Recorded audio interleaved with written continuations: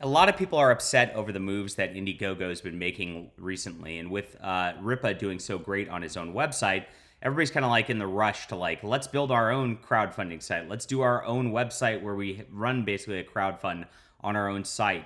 Now, I have some advice from you for you guys. I'm like a mid list creator, let's say. So in publishing, they always have like the top tier guys are the Stephen Kings of the worlds and all that. The mid listers are the ones who are able to make a living or at least close to it based on their book sales. That's kind of where I'm at. And so as a mid-lister, I have some advice for you guys if you're a creator or if you're just like a person who's interested as a customer, like in the realities of kind of where this stuff is at. I will be covering this for you too. And I've got some hard data that's a little disconcerting, but I do have some numbers. And you're not going to like what you're going to hear. But honestly, that's okay. We don't need to do that. It is what's important out of this is that the creators get the funds to make their projects so that we can create art on here. That is what matters more than anything at this juncture. I don't worry about platforms so much. I always tell a creator, use a platform until they ban you. If you're on Patreon or whatever, I'm banned from Patreon, but if Patreon has the most customer base on it, use it till it bans you. If Amazon is the biggest bookseller in the world, use them till they ban you. If YouTube is a thing, use it till they ban you. There's no reason to go off into a spot where you have to try to draw people into that website because there's not natural traffic, because they're not going to come. And that's kind of the spoiler, I guess, of what I'm going to say. So my name is John Delarose. I'm a #1 best-selling author and award-winning comic creator. I've done, I think, 18 or so crowdfund campaigns between like 13 books or so, somewhere in there. I don't know. I've also launched 17, 18 different novels directly on Amazon. I've got a Subscribe Star. I had a Patreon. So I've been around the block, and I've done a lot of tests of just different things over and over again. I will tell you exactly the honest truth here, guys, and that'll be the fun part. All right. So this is my Overmind campaign. So if you guys missed this, it got 542 backers on Kickstarter and raised about $34,000 or so. Now, by the time it all was said and done, because I actually opened it up as a pre-order on another website called BackerKit, you can see the store here, where you can just order, and I just put all my books up on here for people to order along with Overmind. This is still open. You guys can go buy books if you want. Thank you.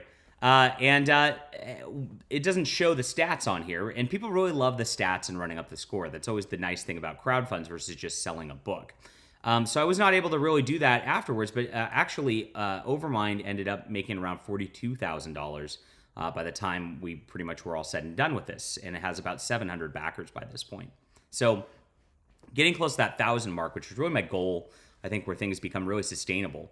But that's pretty good numbers. I'd say most crowdfunds, in terms of like medium tier comic books and things like that, make around 100 to 200 backers. You'll see that. You'll see most first-time crowdfunds get around like 30 to 50 backers. So we're really in a spot where we're really doing well, and that's all because of the viewers here, and I appreciate you guys, of course. But that's kind of the landscape of where I'm at for this. Now, on Amazon, I release books all the time. So let's show you this. This is my best-selling book. It's called For Steam and Country. This sold more than 25,000 copies. So as a book, this is super successful. Most of my other books don't sell anywhere near this. I mean, 25,000 is crazy. You can see of that, like I've got 290 reviews or ratings on here, which is pretty good on that. So as it goes along, the second book's like I had it lightning in a bottle on this. I think the second book sold about 3,000 or 4,000 copies. Third book sold about 2,000 or 3,000 copies, and then it kind of stabilizes from there at about 2,000 or 3,000 copies each. So you go back down the list. I have a bunch of other books. Like I said, I've got 17, 18 books, but Amazon really does well for me, especially when I have a book one. And when you've got a series like this, what happens is like people go in and buy that book one, they forget about it, and they were hoping to come back to the series, but you'll get a little bit of a read through on there. But that's what happened with this book. And so Amazon does really well for me. My typical launches on Amazon are about, I'd say, close to 1,000 books out after the first couple weeks. So when I launch a book, the first couple books, I'll have around 1,000 books sold. It's a bit more than the comic books, but the comic books are more expensive. You can get an ebook for $4.99 versus the comic book. It's going to be like about $25 for one of these, and most people want print for comic books versus most people want digital for books. It's a very, very interesting kind of dynamic there. So I've, of course, talked about Rippaverse and Isom. You see what he did on his own website. This got a bunch of people going, we got to get off Indiegogo. Indiegogo's shadow banning people, and look at their woke and all that, and they hate us. All completely true. They've been saying Kickstarter's woke. They hate us, for years. And Kickstarter, I think, has gotten a little bit better. They've had some management changes over the years. Yeah, they promote the LGBT whatever stuff more. They'll actually go out of their way to promote those books, but they're not going to screw with your books so much as Indiegogo would. I think they're just too big of a platform to want to mess with people like that as much as Indiegogo. Like, they don't have as many campaigns. They can hand pick the ones they want to mess with a lot more. But I've gotten approved no problem on all my Kickstarter projects, and I'm a pretty hard right-wing voice out here on the internet. So if they were gonna mess with somebody, you'd think they'd mess with me by this point. Definitely. Not that I want to encourage them to. I'm just making nice books, guys. Don't do anything. So my Kickstarters were doing pretty good. I was on Indiegogo. I had about 600 backers on my last Indiegogo before I got banned, which is Deus Volt. So I'm in the 600 backer range pretty regularly. And I kind of know that's my customer base for comics, right? And so when I launched my books now, I did a couple tests on my own website because I wanted to see exactly how this went, and this is why you're here. The most recent one is a novel. So I compared my books for novels in Amazon and how I get around 1,000 usually people to buy the books within like that first few week period. The Demon's Eye, I launched this directly on my own website. So if you look at this here, this is my delarose.com.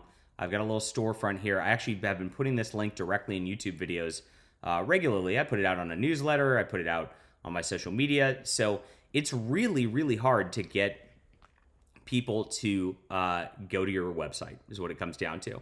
So where I sell, this is the shocking numbers.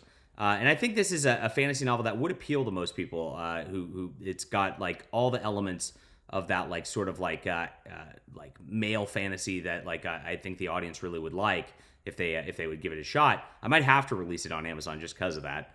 When I sell like 1,000 usually on Amazon with my books, I've sold 50 over that first month period with the Demon's Eye. So if you're looking at just what the deal is on this, like Amazon at $4.99, I sell 1,000.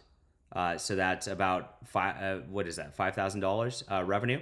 Amazon takes 30% though, so I'm at about $2,700 revenue on that, right?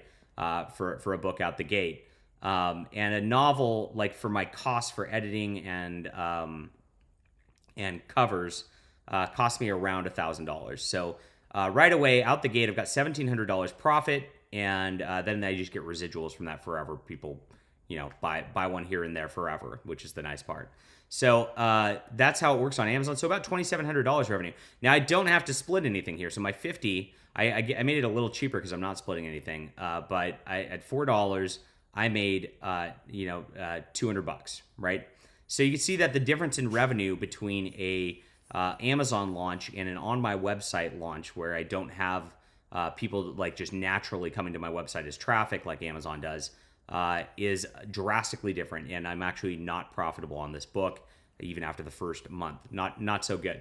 Now it will get profitable. I'm not worried about it, because what's going to happen is I'm going to put this as add-ons and stuff for the Kickstarter campaigns, and people will select it and buy the book that way. But that's a stark difference. That is a 1/10 profit margin compared to Amazon. That's 10%. So I as a business, am not incentivized to put books on my own website like this because it is going to hurt me by that much. Now, I have also tried to release comic books over the course of this. And one of the ones I also tried was, let's see. Let's go to the store. These aren't all updated exactly, but the store has everything. So you go to comics. One of these was Spectacular Comics. Now, I launched this over the summer, and I quietly did it. So this, to be fair on this one, this is a product which is not going to be as appealing as, say, Overmind or Deus Volt also. I'm aware of that. That's why I chose this as a test, though. So it's 66 pages for $20, which I usually do 66 pages for $25. So I was trying to, again, give people a little discount for the website. But content-wise, these are my short comics. So they're all like 4 or 5 page short comics that are not connected together. It's just fun. It's fun. But most people like long form content. So I know that going in. But at the same time, it's a good market test just to see where things are. And this, again, it seems that I have the exact same amount of people who will go to my website. This is the amount of people who will go to my website. Sold about 50 copies on my website. Now, through the Overmind Kickstarter, I also sold another 50 copies. So I sold about 100 copies of this total. Still not good. But again, like that's kind of a background book. That's an add-on tier, right? But the trend is, guess who comes to my website? 50 people.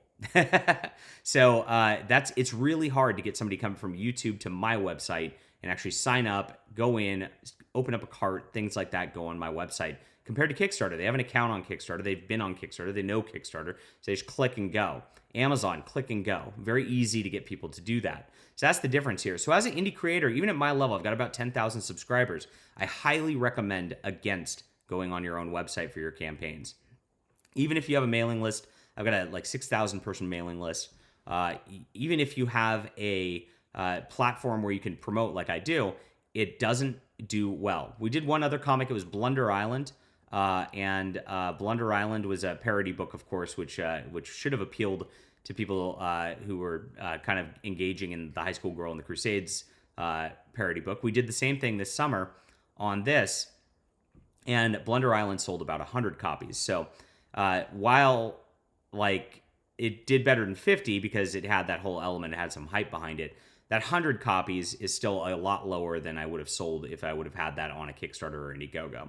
So there's my analysis. No matter whether it's a book or a comic, your own website is a lot harder to get people to go to, a lot more difficult to get people to trust and work on and actually buy from than it is just to go on there. Even without the extra fees they take and all that, and even without like the percentages, you still end up losing as a creator big time. Now, I'm still going to leave these as website exclusives because I still want to cultivate this over time. I don't think it's impossible to do. I mean, Ripa did it, but Ripa has 500,000 subscribers. A very different ballgame at that level. When you have that many dedicated fans, you're good to go. Kind of. You don't need outside promotion so much. But for regular creators in the mid-list or below, I think the promotion that Kickstarter or Indiegogo gives you, or Amazon even gives you, are actually very, very helpful to getting people to buy the books. I've got hard data of that, obviously, and having like 1/10 or 1/7 of the sales, definitely not worth it at the end of the day. So that's it, guys. I'm sorry to report the news that it's not the best idea to just launch books on your own website until you have a huge, huge following. What number is that? I don't know. I'm going to keep testing it. I mean, I make enough books that I'll have my crowdfunds and then I'll have these too. And we'll test it in between them periodically as we grow through the channel, and I'll report back. I'll tell you, like, at 50,000 subs, is that the marker? Is at 100,000 subs, is that the marker? I don't know yet. And until we get there, we won't. But as of right now, if you're at 10,000 subs or less, or 10,000 Twitter followers or less, whatever your metric is, where you get most of your sales, I would not launch on your own website, except for, fun stuff as exclusives like I do. That's the sad report for the day, and I hope that helps you guys, and I hope it was interesting. All right, leave a comment down below with what you think about this. Hit that like and subscribe button, and I guess go to my website and buy my book. Change the trend. Thanks, guys. See ya.